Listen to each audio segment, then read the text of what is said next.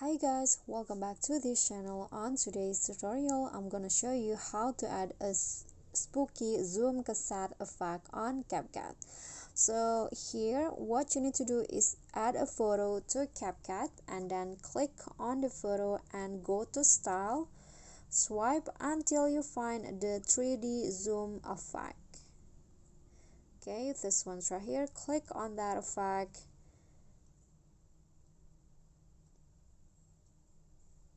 And then after that, click on a check icon so the photo will go like this.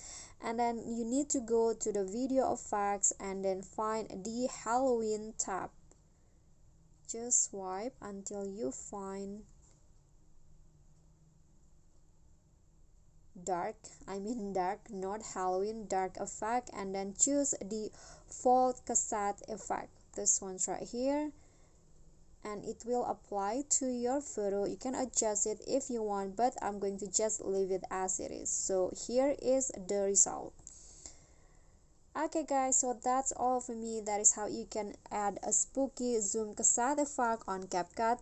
Thank you guys so much for watching. Don't forget to like, comment, subscribe, and click on the thanks below. I'll see you all on the next tutorial. Bye.